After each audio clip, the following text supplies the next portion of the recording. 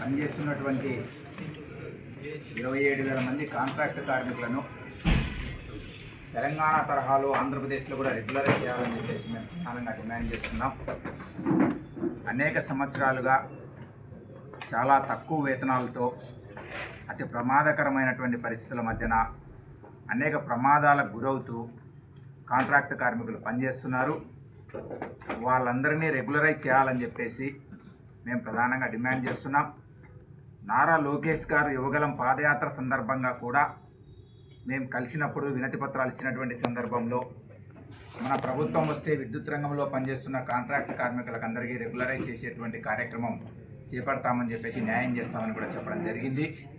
ప్రభుత్వం వచ్చి సుమారు 1.5 సంవత్సరం అయినప్పటికీ కూడా ఇప్పటివరకు కూడా కాంట్రాక్ట్ కార్మికుల రెగ్యులరైజేషన్ మీద ఎలాంటి ప్రస్తావన లేదు.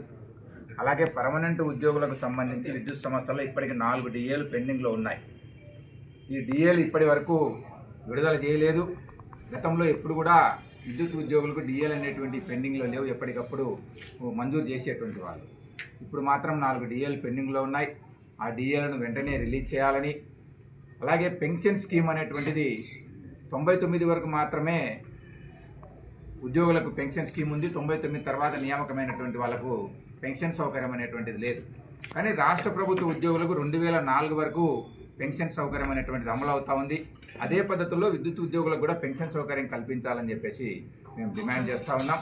ఈ డిమాండ్స్ మీద మా ఆంధ్రప్రదేశ్ విద్యుత్ ట్రేడ్ యూనియన్ స్ట్రగుల్ కమిటీ తరఫున అవసరమైతే ఈ నెల 15వ తారీఖు నుంచి సమ్మెకు పోవడానికి, అలాగే వివిధ రూపాల్లో ఆందోళన కార్యక్రమాలు చేపట్టడానికి, ఆ ఆందోళన కార్యక్రమాలను ఎలా చేపట్టాలా, ఎలా విజయవంతం చేయాలనేటువంటి దాని మీద వివిధ జిల్లాల నుంచి వచ్చినటువంటి నాయకులతో ఇవాళ సమావేశమైన మా కార్యాచరణను సాయంత్రానికల్లా ప్రకటించడం జరుగుతుంది. ప్రభుత్వం ఇప్పటికైనా స్పందించి విద్యుత్ రంగంలో జరగబోతున్నటువంటి ఈ ఆందోళన నివారించడానికి, మా సమస్యలను శాంతియుతంగా సామరస్యపూర్వకంగా పరిష్కరించాలని చెప్పేసి మేము స్ట్రగుల్ కమిటీగా డిమాండ్ చేస్తున్నాం. పేరు Vennapusa Subbireddy, struggle committee general secretary.